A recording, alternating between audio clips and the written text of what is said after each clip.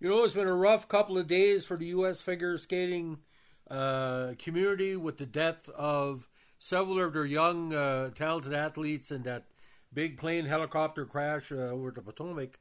And to lose this guy, I consider this guy a top five figure skater of all time, a groundbreaking guy, not only a great athlete as a figure skater, one of the best announcers, multi sports announcers, or color commentators that the sport has ever seen. Dick Button has passed away at the age of 95 in North Salem, New York. The two-time Olympic champion, 1948 and 52, he was a five-time consecutive world title winner. He was also the only non-European man to become European champion. He's credited as having been the first skater to successfully land a double axel in competition in 48, as well as the first triple jump of any kind, a triple loop, in 52. He also invented the flying camel spin, which originally known as the button camel. He brought increased athleticism to figure skating the years following World War II. According to figure skating historian James R. Hines, he represented the American School of Figure Skating, which was more athletic than what happened in Europe. Now, belonging a longtime member of the SC of Boston and Philadelphia Skating Club, retired in 1952. Now, his titles are just extremely impressive. Two-time Olympic champions, 48 in St. Moritz and 52 in Oslo.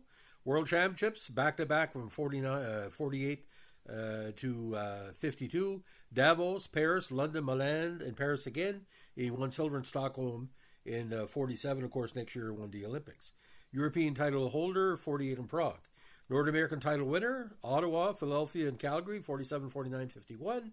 U.S. title winner, 46, 47, 48, 49, 50, 51, 52. Chicago, Berkeley, Colorado Springs back-to-back. Washington, Seattle, and Colorado Springs again. Now, the first Olympic title came in 1948.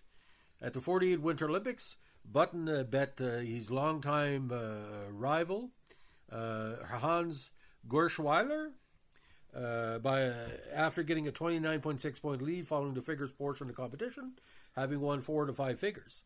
Button had been attempting the double axel jump in practice, but had never landed it. In practice on the day before the free skate, he landed one in practice for the first time. He decided to put in his free skate for the next day. Button landed it in competition, becoming the first skater in the world to do so. Button received 8 firsts and 2 seconds for a total of 10 places.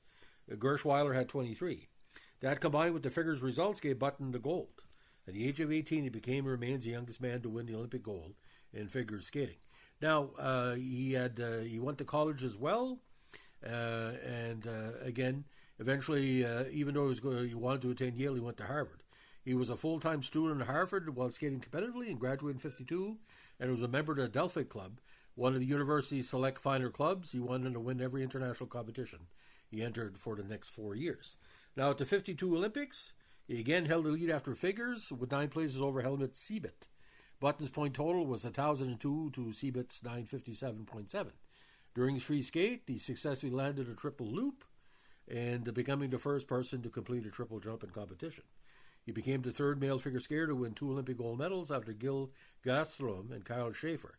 He was the last man to defend his Olympic title in figure skating until Yuzuru Hanyu won his second Olympic gold in 2018. He also went on to defend his title at the World Figure Skating Championships and U.S. title in 52. Now, following his retirement from competition, after completing his Bachelor of Laws degree and admitted to the bar in D.C., he had a short career performing in ice shows. He signed out to skate with the Ice Capades during his law school vacations, toured with Quality on Ice for a while, and he also co-produced Dick Button's Ice Extravaganza. I think he had a big impact on Tyler Cranston, because this one, of course, featured 63 Canadian World Champion Donald McPherson, but unfortunately the show lost the money and closed after a few months. A founder of Candid Productions, he created a variety of made-for-TV sporting events, including the World Professional Figure Skating Championship, Challenge of Champions, and Dorothy Hamill specials for HBO. As an actor, he appeared in The Young Doctors and The Bad News Bears Go to Japan, also appeared in television roles, including Hans Brinker and Mr. Broadway. Now, the figure skating historian James R. Hines said it was his roles other than the skater which Button had the greatest influence on the sport. As Hines states, perhaps no name is better known in figure skating as relative to his visibility for more than 40 years as a commentator. Again, He did commentary in 1960 Winter Olympics, 61 U.S. figure skating champs, and a myriad of events over the years. Now, he also provided commentary to NBC at the 2006 Winter Olympics. Now, Button's television skating debut came on We the People in April 1152, where he skated at the rink at Rockefeller Center. He was also a guest of the TV show I Got a Secret as one of 5 former Olympic champions, which aired on October 13, 1954. Now, in 1975, he married figure skating coach Slavka Kuat. A son, Edward, and daughter Emily was born to the couple, who later divorced. Button was a resident of North Salem, New York, and was inducted in the World Figure Skating Hall of Fame in 1976, the same year when it was founded.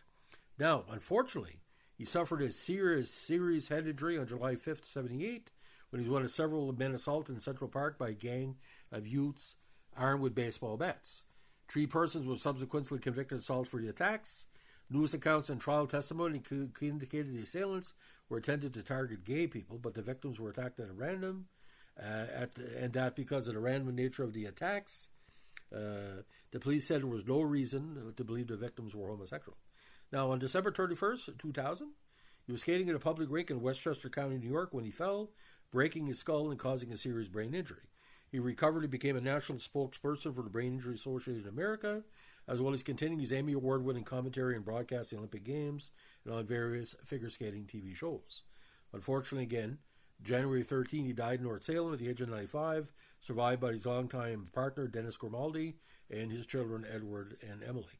Now, to recap, ladies and gentlemen, first skater to land a double axel, first skater to land a triple jump, the triple loop, first skater to land a combination jump of 3 doubles, first male skater to perform the camel spin, and he invented it, the flying camel spin, only American to win the European title, first American to become world champion, first American to win an Olympic title in figure skating, first and only American back-to-back Olympic champion in the sport, and the first and only male skater to simultaneously hold all the following titles: National, North American, European, Worlds, and Olympics, and the youngest man to ever win an Olympic figure skating crown. So it's a very, very interesting career because in essence, he was the foundation. He was the, what do you call it, the Howie Morenz of figure skating. He was the Nude Rockney of football. Everybody that followed skating, we always say, if you can be as good as Dick Button, as a presenter, as an athlete, as an announcer, he's going to be sorely missed. And I know one thing, ladies and gentlemen, without Dick Button, there'd be no Tyler Cranston or Kurt Browning or Elvis Stoico or Brian Orser or Brian Pokar or, Brian Boitano. Dick Button is the link to the modern figure skating era. And like I said, when Tyler Cranston won bronze in 1976, I know Dick Button was very, very pleased. He said to CBC Media, he said, yeah, we have little Dick Buttons running around. He was referring to Tyler and everything else. And to have Dick Button all around, I never had a chance to talk to him, and I would ask him in no uncertain terms, what do you think of Canadian figure skating? He would probably say, I'm very proud, because Dick was always proud of Canadians in the sport, because he would always give back. Once you were become top flight, skaters who would give back as coaches. And I know the 2 Brians tickled him in '88. Elizabeth Manley, Debbie Thomas, Katrina Witt, stuff like that. He will be sorely missed. So that's the story of the legendary Dick Button. If you like what you're doing here, we're a tribute podcast, so let us know what a like, comment, subscribe, or share.